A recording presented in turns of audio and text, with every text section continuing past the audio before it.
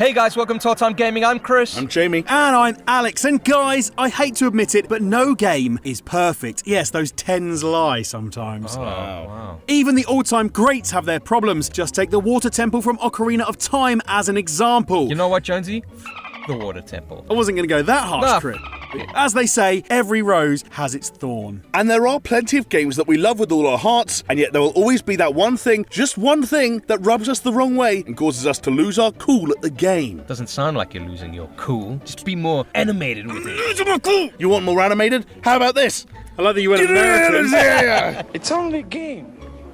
Why you have to be mad? So we thought, as kind of like a treat to ourselves, we would take a look at 6 annoying things that made us rage in games. Hulk style. Yes, it is going to get pretty salty up in here, but before we let the salt flow, make sure to hit that like button and subscribe to All Time Gaming because it's the right thing to do. If there's one thing Bethesda are known for, aside from blessing us with bass Todd Howard, it would be their big-as-hell video games. The Elder Scrolls and Fallout franchises are easily some of the biggest and best in gaming, with more missions than you can wave a nuclear stick at. Strike.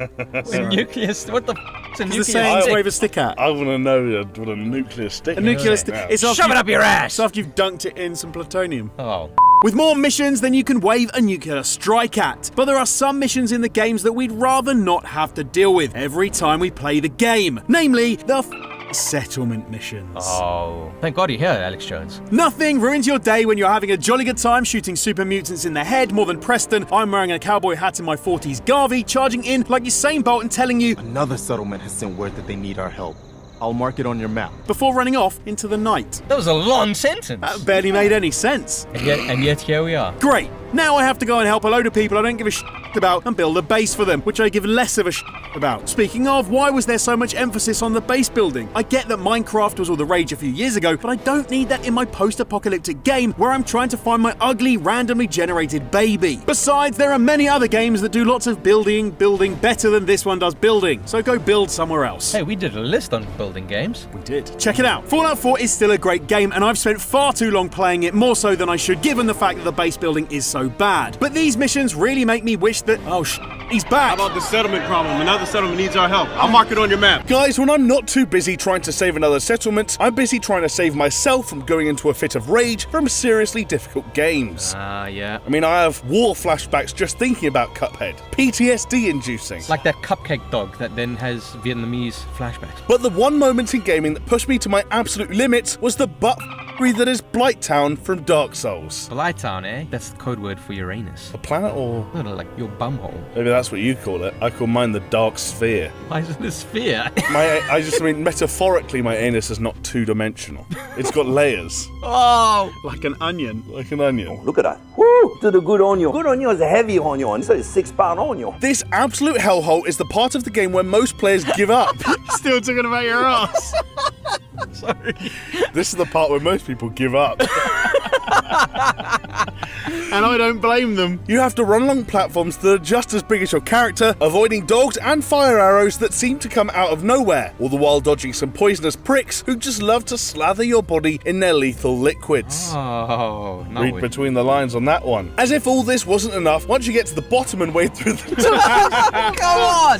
Come on! This is unfair. Once you get to the bottom and wade through the toxic swamp, you have to fight this oddly spicy Spider-Woman. Hey, now we're talking. To top it all off, the area suffers from serious slowdown and frame rate drops on the console versions, making navigating the area nearly impossible. FromSoft themselves realised that they'd made Blighttown too dank and fixed the performance issues in the Dark Souls Remastered Edition, but a smoother frame rate can't save you from getting wrecked by this absolute nightmare of a level. One of the best things about video games is the fact you can play them with your friends. I mean, there's nothing like beating your friends and rubbing it on in their faces. Ugh. And easily the best game for that is Mario Kart, a series where I've had some of my greatest gaming memories, but also some of my worst. And that's all thanks to the cheap-ass everyone's worst enemy, that blue shell. You know what? I'm rarely ever first, so I don't really have a problem with the blue shell. Mario Kart's one of those games that I'm either first or I'm last. There's honestly nothing in between. If you're not first, you're last. That phrase is trademark, not to be used outside tradition of Ricky Bobby.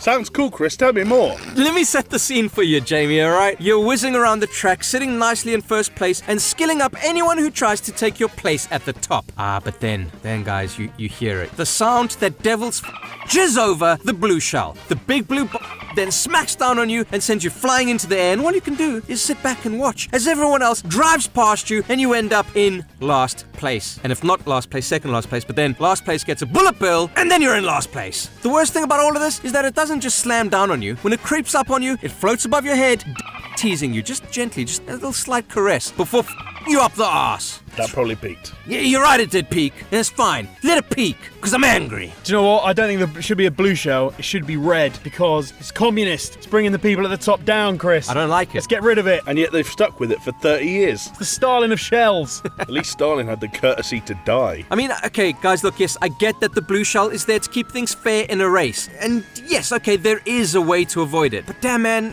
this thing has ruined too many of my perfect races and made me lose way too many times. God damn it, Nintendo, just ban the blue shell already. And while you're at it, let's put Waluigi in Smash because, you know, that's a meme. But anyway, what do you guys think about the blue shell? Is it a great way to keep races interesting? Or is it a bullshit excuse for Alex Jones to beat me in the last second of a race? I'll beat you anyway, Suzumaru. Well, there we go. Let us know in the poll up above and the comments down below. In recent years, we've seen a resurgence of classic series being brought back or rebooted for a modern audience, with games like Tomb Raider and Doom proving that an old dog really can learn some new tricks, and not just about licking peanut butter. Chris, you perv. Sadly, I wish someone could... Hey, hold on a second there. I'll have you know it's Nutella. Oh, okay. Sadly, I wish someone could have taught a few of those tricks to Bethesda's other famous first-person shooter, Wolfenstein 2: The New Colossus. Now, I love a lot about Wolfenstein 2, but all of that comes at the catch of having some of the worst designed levels I've seen in many years. He's strong. True, but strong. Like cheddar. The first game would let you run loose in big open areas full of enemies to kill and medkits to gobble down, but in the sequel, you're stripped of all your freedom and you're guided down narrow corridors like a goddamn toddler. Jonesy, it's an analogy for Nazi occupation. They're getting rid of your freedom. Stuck in corridors of pain. It's a glass cage of emotion. And then when it does open up to let you go crazy and kill everybody, you don't really know where you're going and nothing really makes sense. It's a bit of a clusterfuck.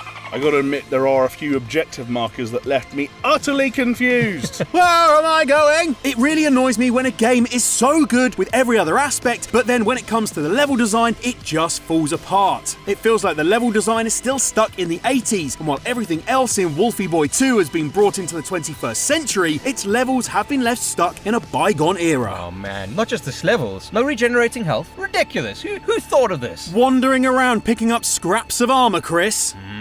What is this, Quake? Old school. Going back to Nintendo and their questionable game design, our next game is something a little bit different, boys. Ah, right. You could even say it's a breath of fresh air. Oh, are you getting that breath in the wild? Yoshi's Island? No. Oh. Guys, I'm talking about Nintendo's open world smash hit, The Legend of Zelda Breath of the Wild. Game of the year 2017, wasn't it? For one of you boys? Hell yes. Botwa? Bootwa? B-O-T-W. Botwa. Cool. Whatever it is, it's a fantastically made game that completely changed the Zelda formula. I think for the better. By going back to the formula that it had in the original game. But with an open world they never could have imagined back in the day. But with all the new improvements and gameplay mechanics introduced, did we really need weapon degradation? Oh, yeah. Man. But in any game it's in. Weapon degradation. I think it could be done right, but it just No, it can't.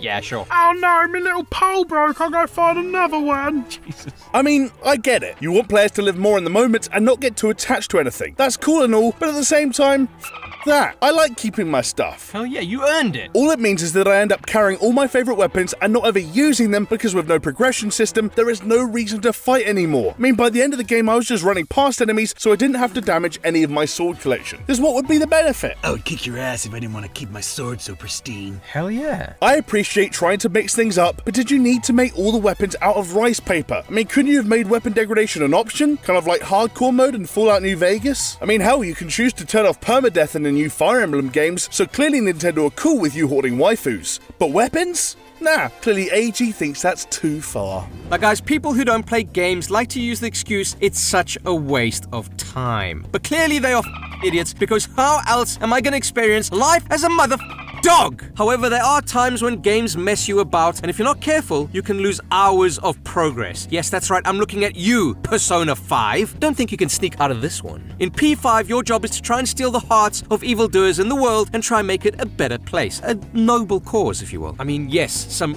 real tight animation right here. A part of the game involves you exploring a randomly generated dungeon made out of warped train tunnels. It's weird, just look at the footage on screen and you'll get an understanding of what I'm trying to verbalize. I mean, yeah, it's a pretty cool place filled with demons and treasures. It's the kind of place you could easily spend hours just bopping about, leveling up and getting loot. I think they call that grinding. But is it really a grind if you're having so much fun? Oh. But that's where Persona 5 gets ya! If you dick about for too long, you'll find yourself having a rather uncomfortable meeting with the king of killers himself, the Grim Reaper. This absolute unit has only one thing on his mind, and that is ruining your day. I mean, the dude is ferocious in his attacks and can easily wipe out your entire party if you're not ready for him. You know, if you're not prepared. Not ready to kill death. Still though, rather the Grim Reaper than the Grim Raper. Right? Cool, I guess. You know when you think of something, you just like... Nah, let's just now. The most annoying thing about this pajama-wearing prick is that he only appears if you've been grinding non-stop. So if he catches you and kills your party, that's hours of your life just down the drain. I mean, yes, it is possible to beat him, and you do get a sweet lump of XP for it, but he's no pushover, and will probably have you lose hours of progress if you try to go toe-to-bony-toe with the man himself. Not advisable. No. And having my time wasted by a game might just be the most rage-inducing thing I can think of. Hey guys, thanks for watching today's video, and please don't forget to like, comment and subscribe. But before you go, check out our Patreon down there. We've got a Discord server from $1 a month. We've got behind the scenes, we've got sneak peeks, and if you help us reach our first stretch goal, we've got some ATG merch. We're gonna make a belt. It's gonna be like green, like the banner.